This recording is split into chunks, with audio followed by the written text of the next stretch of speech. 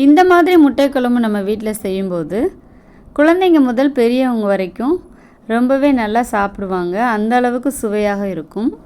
Hi friends, welcome to Valparai சமையல்.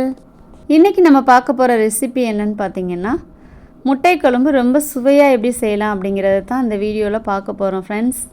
வீடியோவை skip பண்ணாதீங்க, ஃபுல்லாக பாருங்கள், உங்களுக்கு ரொம்ப யூஸ்ஃபுல்லாக இருக்கும். வாங்க வீடியோக்குள்ளே போகலாம். நான் முட்டை குழம்பு செய்வதற்காக ஒரு 4 முட்டையை எடுத்து கழுவி வேக வச்சுருக்கிறேன். இதுக்கு தேவையான இன்க்ரீடியன்ட்ஸ் என்னன்னு பார்த்தீங்கன்னா, ஒரு பெரிய சைஸ் பல்லாரியை நீல வாக்கில் கட் பண்ணி வச்சுக்கணும். ஒரு சில் தேங்காய் பொடுசாக கட் பண்ணி வச்சுக்கலாம். அப்படி நம்ம கட் பண்ணலைன்னா துருவி கூட எடுத்து வச்சுக்கலாம். நம்ம மிக்சியில் அரைக்கும் பொழுது ரொம்ப ஈஸியாக இருக்கும். 20 சின்ன வெங்காயம் தோல் உரித்து கழுவி வச்சுருக்கிறேன். மீடியம் சைஸ் தக்காளி 2 இந்த மாதிரி கட் பண்ணி வச்சுக்கணும். 4 பல் பூண்டு கொஞ்சமாக, அதாவது ஒரு 2 இன்ச் அளவு இஞ்சி எடுத்து வச்சுக்கணும். இப்போது ஒரு பாத்திரம் அடுப்பில் வச்சுட்டு சூடானதும் ஒரு 4 ஸ்பூன் எண்ணெய் விட்டுக்கலாம். எண்ணெய் சூடானதும் நம்ம கட் பண்ணி வச்சுருக்கிறதான தேங்காயை இதில் உள்ளே சேர்த்துக்கலாம். இதில் உரித்து வச்ச சின்ன வெங்காயத்தையும் உள்ளே சேர்த்துடலாம். இந்த மசாலா அரைக்கிறதுக்கு பார்த்திங்கன்னா கண்டிப்பாக சின்ன வெங்காயம் தான் சேர்க்கணும். அப்போ தான் இந்த குழம்பு அதிக ருசியை தரும்.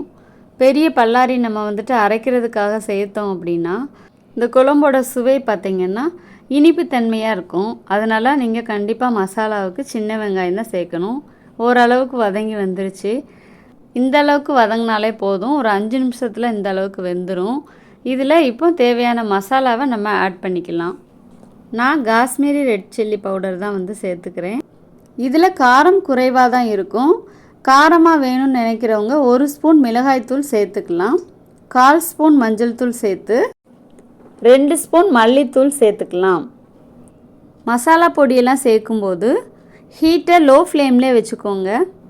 இது கூடவே பார்த்திங்கன்னா 1/2 ஸ்பூன் பெருஞ்சீரகம், 1/2 ஸ்பூன் ஜீரகம், 1/4 ஸ்பூன் மிளகு, இதெல்லாமே போட்டதுக்கப்புறமா நல்லா நம்ம வதக்கி விட்டுறலாம். எல்லாமே பாருங்கள், இந்த ஆயிலோட இந்த வெங்காயம் இதோட நல்லா மிக்ஸ் ஆயிடுச்சு. இந்த அளவு நமக்கு மிக்ஸ் ஆனாலே போதும். இப்போ அடுப்பை ஆஃப் பண்ணிடலாம். இது ஆறட்டும். ஆறினதுக்கப்புறமா அரைச்சி எடுத்துக்கலாம். இப்போ இந்த குழம்பை தாளிக்கிறதுக்காக ஒரு பேன் வச்சுட்டு அதில் 3 ஸ்பூன் ஆயில் விட்டுக்கலாம். ஆயில் ஹீட் ஆனதும்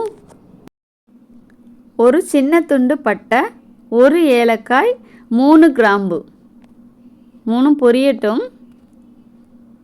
இது பொரிஞ்சதும் வாசனைக்காக பெருஞ்சீரகம் ஒரு 1/4 ஸ்பூன் அளவு சேர்த்து பொரிய விடலாம். இப்போ பொரிஞ்சிருச்சு எல்லாமே. இது கூடவே நம்ம நீல வாக்கில் கட் பண்ணி வச்சுருக்கிறதான பல்லாரி வெங்காயத்தையும் உள்ளே சேர்த்துக்கலாம். இப்போ இந்த வெங்காயத்தை நல்லா பொன்னிறமாக ஆகும் வரைக்கும் வதக்கி விட்டுறலாம். நிறைய பேருக்கு இருக்கிற பிரச்சனை என்னன்னு பார்த்தீங்கன்னா, முட்டை வேக வைக்கும்போது உடஞ்சி அப்படியே தனித்தனியாக அப்படியே ஒரு மாதிரி லிக்யூட் மாதிரி ஃபுல்லாக அந்த ஜெல்லி மாதிரி வந்துடும். அந்த மாதிரி ஏன் வருதுன்னு பார்த்தீங்கன்னா, நம்ம முட்டை வேக வைக்கிறதுக்கு முன்னாடி அந்த தண்ணி நல்லா சூடானதுக்கு அப்புறமா முட்டையை உள்ளே சேர்த்திங்க அப்படின்னா அந்த பிரச்சனை வராது. 2 உப்புக்கள் சேர்த்து வேக வைக்கும்போது ஒரு 15 நிமிஷத்தில் முட்டை ரொம்ப சூப்பராக வெந்து வந்துடும். இப்போ இதிலே கட் பண்ணி வச்சுருக்கிற தக்காளியும் உள்ளே சேர்த்து நல்லா குழைய வேக விட்டுறலாம். இதிலே நம்ம இஞ்சி பூண்டு எடுத்து வச்சுருக்குறோம் இல்லையா, அதை பேஸ்ட்டாக போடாமல் இந்த மாதிரி தட்டி எடுத்து வச்சுருக்கேன். இதையும் உள்ளே சேர்த்து நல்லா வதக்கி விட்டுறலாம். இது வேகிறதுக்கு பார்த்திங்கன்னா ஒரு 5 நிமிஷம்தான் ஆகும். 5 நிமிஷத்துலேயே நல்லா வதங்கிடும். இப்போ இந்த தக்காளி எல்லாமே நல்லா வதங்கி வந்துருச்சு. நாம் அரைக்க வச்சுருந்ததான மசாலாவை அரைச்சி ரெடியாக எடுத்து வச்சுருக்குறோம். அதையும் உள்ளே சேர்த்துடலாம். கூடவே தேவையான அளவு இந்த குழம்புக்கு எவ்வளோ தண்ணி ஊற்றுறோமோ அந்த தண்ணியும் சேர்த்துடலாம். நான் ஒரு 500 ml தண்ணி எடுத்து வச்சுருக்கிறேன். அது இந்த குழம்புக்கு தேவையான அளவு கரெக்டாக இருக்கும். அதையும் இப்போ நான் உள்ளே சேர்த்துக்கிறேன்.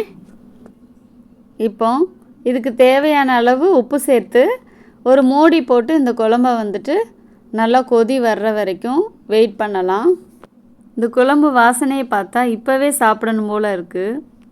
அந்த அளவுக்கு வாசனையாக இருக்குது. இப்போ இந்த குழம்புல நல்லா கொதி வர்ற வரைக்கும் நம்ம வெயிட் பண்ணுவோம். மீடியம் ஃப்ளேமில் வச்சுக்கோங்க. ஹை ஃப்ளேமில் வச்சிங்கன்னா இடையில இந்த மாதிரி கிண்டி விட்டுக்கோங்க. இல்லை அப்படின்னா நீங்கள் வேறு ஏதாவது அரைக்கிறீங்க சமைக்கிறீங்க அப்படின்னா நீங்கள் மீடியம் ஃப்ளேமில் வச்சுக்கோங்க.